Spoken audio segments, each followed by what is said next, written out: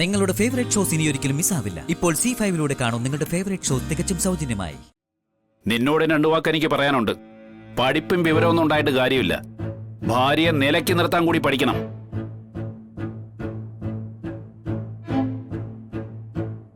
ഞാൻ ഇവിടെ കയറി വന്നപ്പോ കുറെ ന്യായം പറഞ്ഞു ഇവള്. ഹോട്ടൽ ഇവളുടെ ആണെന്നോ അമ്മയെ അന്വേഷിക്കേണ്ട ബാധ്യതയൊന്നും അവൾക്കില്ലാന്നോ ഒക്കെ.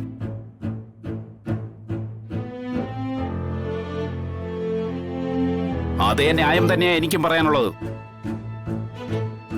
എന്റെ ഈ ഗോപാലകൃഷ്ണന്റെ പേരിലാ ഈ ഭൂമി. ശാരദ എന്ന് പറയുന്നത് അതിന്റെ നോമിനി മാത്രമാ. ഞാൻ ഇല്ലാതാവുന്ന പക്ഷം ഈ സ്വത്ത് ചെന്ന് ചേരേണ്ടയാൾ.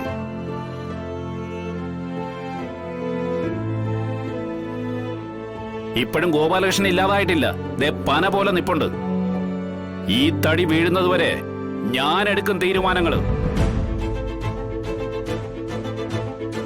മര്യാദയ്ക്ക് ജീവിക്കാന്നുണ്ടെങ്കിൽ ഇവിടെ പുറത്താ മതി. എന്റെ ഭാര്യയും മക്കളും.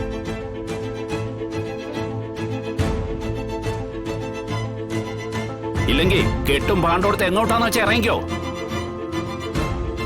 എനിക്കിപ്പോ ഒരു തീരുമാനം അറിയണം.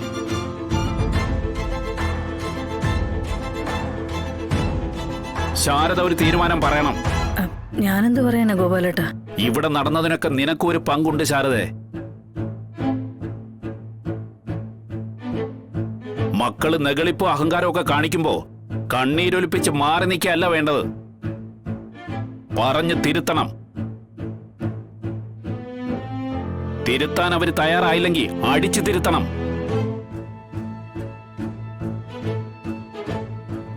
എന്നിട്ട് നേരെ ആവുന്നില്ലെങ്കിൽ കളഞ്ഞേക്കണം. പുകഞ്ഞ കൊള്ളി പുറത്തുപോയ അത്രയും നല്ലത്. നിന്നോടും കൂടിയാ പറഞ്ഞത്. എന്റെ മോളെ നുള്ളി പിച്ചി മാന്തി എന്ന് പറഞ്ഞ് അങ്ങോട്ട് ആരും വരില്ല. ഇനി കന്നം തെരുവ് കാട്ടുന്ന നീയാണെങ്കിൽ നീയും കൊള്ളുവാടി എന്റെ കയ്യിൽ നിന്ന്. ഒരച്ഛനെന്ന നിലയ്ക്ക് എനിക്ക് അതിനുള്ള അവകാശമുണ്ട്.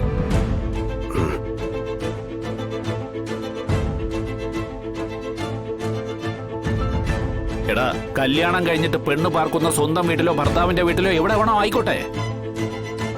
ഭർത്താവിന്റെ നിയന്ത്രണവും കണ്ണു എപ്പോഴും വേണം അവളുടെ മേൽ.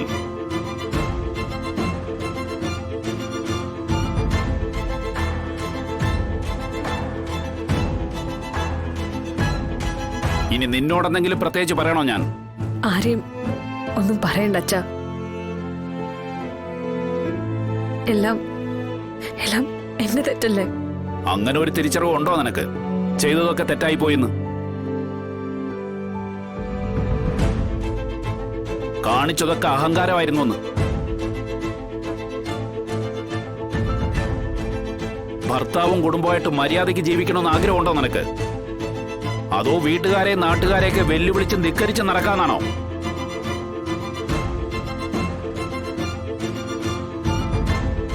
ഒരു മറുപടി വേണം എനിക്ക്.